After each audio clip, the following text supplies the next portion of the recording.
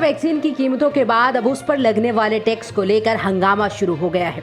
अब कांग्रेस सांसद राहुल गांधी ने भी वैक्सीन पर टैक्स वसूलने पर प्रधानमंत्री मोदी पर सीधा हमला किया। राहुल गांधी ने ट्वीट कर कहा है, जनता के प्राण जाएं पर पीएम की टैक्स वसूली न जाए। इस ट्वीट के साथ उन्होंने #GST का भी इस्तेमाल किया। सरकार ने विदेशों से आने वाली कोरोना वैक्सीन पर तो GST हटा दिया है, लेकिन देश के अंदर ही वैक्सीन की खरीद पर अब भी GST लिया जा रहा है। केंद्र सरकार की तरफ से कोरोना की वैक्सीन पर 5% GST लिया जा रहा है। सीरम इंस्टीट्यूट कोविशील्ड की एक डोज राज्यों को 300 रुपए और भारत बायोटेक कोवैक्सीन की एक डोज 400 रुपए में दी जा रही है। इसके ऊपर से 5% GST अलग से लग रहा है। इसके बाद राज्यों को कोविशील्ड की एक डोज 315 रुपए और कोवैक्सीन की एक डोज 420 रुपए में पड़ रही है। इससे राज्यों पर अतिरिक्त खर्चा बढ़ रहा है। इसीलिए कई राज्य वैक्सीन पर लगने वाले GST में छूट की मांग कर रहे हैं। वहीं केंद्र सरकार को दोनों ही वैक्सीन का एक डोज 150 रुपए में मिल रहा है।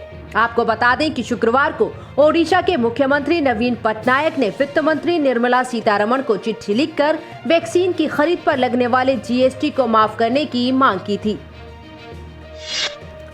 देश में महामारी कोरोना वायरस से लोगों को बचाने के लिए लोगों का टीकाकरण किया जा रहा है। इस बीच पश्चिम बंगाल में तीसरी बार मुख्यमंत्री बनी ममता बनर्जी की तकरार केंद्र सरकार के साथ लगातार जारी है। ममता बनर्जी कोरोना महामारी से निपटने को लेकर लगातार केंद्र पर सवाल उठाती रही हैं। कुछ दिनों पहले ममता बनर्जी ने पूरे देश में मुफ्त टीका देने की बात कही थी। अब ममता बनर्जी सरकार के टीके के मुफ्त वितरण को लेकर सुप्रीम कोर्ट पहुंच गई है।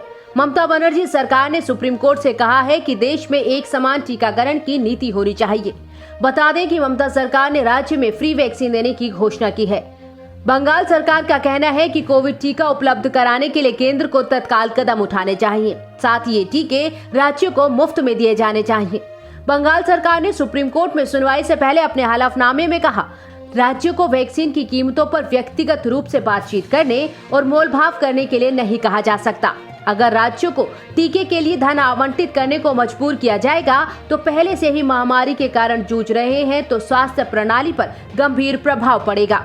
ममता बनर्जी ने पिछले महीने वैक्सीन को लेकर ट्वीट किया था। ममता ने लिखा, एक राष्ट्र एक पार्टी। भाजपा के नेता हर समय चिल्लाते हैं, लेकिन जीवन बचाने के लिए वो वैक्सीन के लिए एक मूल्य नहीं रख सकते।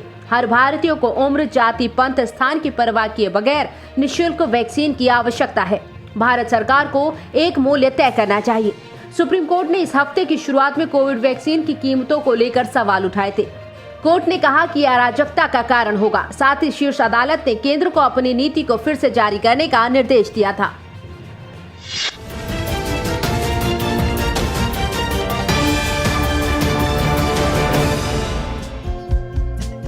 हमारे चैनल को लाइक, शेयर और सब्सक्राइब जरूर करें और नई अपडेट्स के लिए बेल आइकन दबाना ना भूलें।